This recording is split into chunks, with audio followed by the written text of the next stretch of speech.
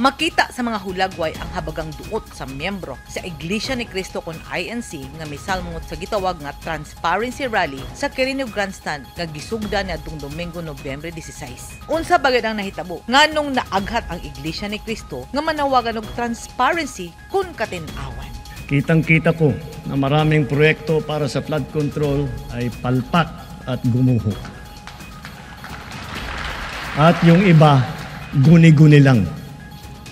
Kahinumnuman nga niadtong milabayng Hulyo sa State of the Nation Address ni Presidente Ferdinand Bongbong Marcos Jr. iyang giyagyag nga dunay anomalya sa bilyones nga flood control program ug ang Bulacan nahimong sentro niini ug milutaw ang mga pangalan sa magtiayong Curly ug Sara Diskaya. Nabulgar ang dagko nga nalamon sa mga kontraktor ug murag pantasya nga kinabuhi. Apan kini ang nahimong mitsa sa pagkaburuka sa nasud nga daghan di ay og kwarta nga gibutang sa proyekto apan walay proyekto nga nakita. Sama na lang sa wala panahuman nga dike o dike sa Jose Abad Santos sa Davao Occidental nga dugay nang nabaryan apan wa man gani mahibalo ang mayor nga dunay proyekto sa ang munisipyo. Gisundan sa mga giingong kurakot nga opisyales sa Department of Public Works and Highways nga gibutangan og nawong og pangalan ni Bryce Hernandez, usa ka district engineer nga nakapalit og mga mahalon nga sakyanan ug matud pa sa mga aligasyon halos anaa nagpuyo sa kasino ug sunod-sunod na nga isyu sa korupsyon. Ang pinakabago mao ang giyagyag ni Zaldico nga kanhi chairperson sa pinakagamhanan nga Finance Committee sa Kongreso nga suod nga higala ni kanhi House Speaker Martin Romualdez nga igagaw ni Presidente Bongbong Marcos. Masaya na ang Pangulo dahil naipasok ang gusto niyang 100 billion insertion. Wala pong perang napunta sa akin. Lahat po ng insertion napunta sa ating Pangulo at Speaker Martin Romualdez.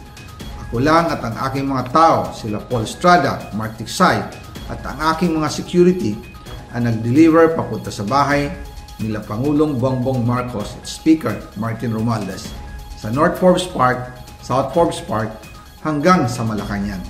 Tungod sa bilyones nga flood control project nga gitawag na karon nga ghost projects kung mga proyekto nga anaa sa papel apan wala sa mga komunidad. Gikondenar sa katauhan nga nagpakabana ang korupsyon gikan sa mga artista, sa simbahan ug bisan sa mga yanong mga lungsuranon ug infrastruktura. Midungan sa isyu sa flood control ang sagunson nga bagyo ug duna pay linog ug nasinati sa katauhan gikan sa lunod hangtod sa pagkaguba sa ilang kabalayan ug infrastruktura. Dungan nga nahugno usab ang balor sa kwarta sa Pilipinas. Nga anaa na karon sa Pilipinas ang usa ka dolyares bugti sa 59 pesos. Niadtong Domingo, gisugdan sa Iglesia ni Cristo ang tulo ka adlaw nga protesta. Gani dakang estudyante ang nakulgot kay walay klase ang kadaghan ng tulunghaan sa Metro Manila tungod sa rally. Ang isyu sa flood control usa ka isyu nga nakaapekto sa katawhang Pilipino. Apan dunay pipila ka nag-ingon. Kining isyu batok sa administrasyon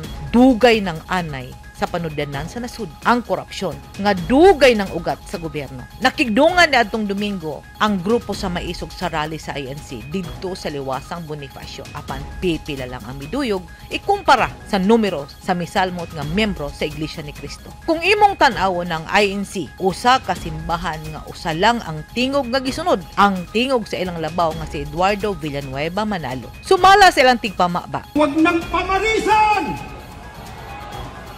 Kaya sa isasagawang investigasyon tungkol sa napakalaking nakawan sa kaban ng bayan, ang ating panawagan simple, ang ating panawagan madali pong maunawaan. Maging tapat, maging lantad, huwag ikubli ang mga guilty sa kumot ng kasinungalingan at pagtatakipan. Samtang ang palasyo nagkanayon nga ilang barugan nga walay kalabutan si Presidente Marcos sa giyagyag ni Zaldico, ang kanyang naging pahayag, mas nagbunga pa ito ng maraming katanungan imbes na sagutin ang kanyang papel dito sa sinasabing anomalya. Lahat ng mga sinasabi ni Zaldico ay pawang mga imbento lamang, walang basihan, walang ebidensya. Umuwi muna siya sa Pilipinas at sumpaan ang kanyang mga sinabi at harapin ang mga demanda o kaso laban sa kanya.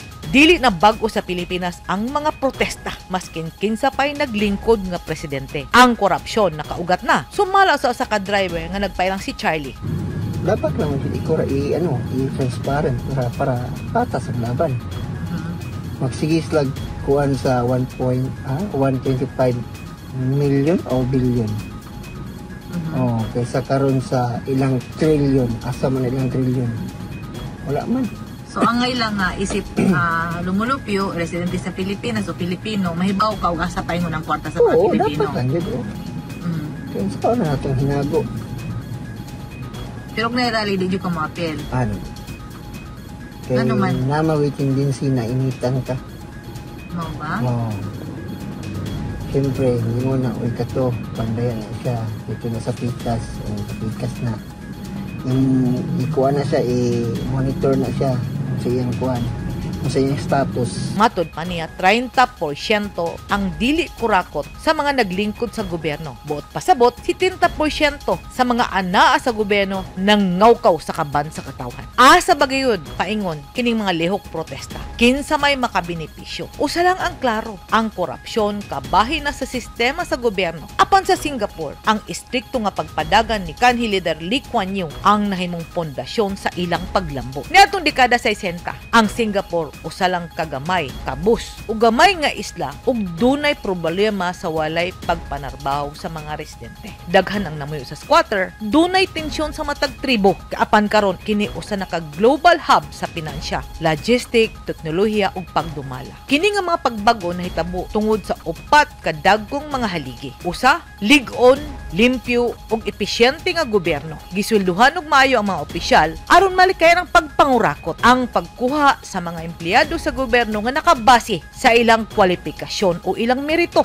ug ang sakto nga tenure sa palisiya sa ilang pagkuha sa mga empleyado. Kini ang miresulta sa pagpaspas sa dagan sa gobyerno ug limpyo nga pagpadagan. Dili sama sa daghang uswag nga nasud, gibuksan usab sa Singapore ang mga pultahan niini sa lapad ug multinational nga mga kompanya. Nagtanyag kini og ubos nga buhis. Walay korupsyon, kahusay ug kalinaw kon peace and order ug hanas nga mga trabahante. Ang resulta, ang mga langyaw nga kompanya nagtukod og mga pabrika, mga barko ug mga kompanya sa teknolohiya, nagmugda og mga trabaho nga nagpadako ug nagpatubo sa ilang ekonomiya. Daghan ang namuhunan og dagko. Gipauswag sa Singapore ang mga sukaranan niini. Sama sa edukasyon, kusog ang pagpasiugda sa English, math ug science ug technical nga mga kahanas. Pabalay, nagtukod og barato nga mga balay aron mahatagan og mga balay ang mga naa sa squatter ug gipalambo ang ilahang mga pamilya. Sa sektor sa transformasyon, gitukod ang klase-klaseng mga pantalan, tugpahanan ug mga tren ug kini miresulta sa hanas kaayo produktibo ug nagkahiusa nga populasyon. Istrikto ang Singapore, disiplinado ang mga katawhan aron masiguro ang kaligon ang mga krimen giatubang sa paspas ug lisod ug bugat ang ilang silot. Hugot nga gipatuman ang kalimpyo ug kahutsay. Gihiusa ang nagkadayang tribo ug kolor gipanalipdan sa lig-on nga mga balaod sa Singapore. Resulta hiniusa ang ilang pagkabot sa ilang paglambo ug nahimaymong lig-on ang ilang mga komunidad. Gisagop sa Singapore ang mga palisiya nga nagtrabaho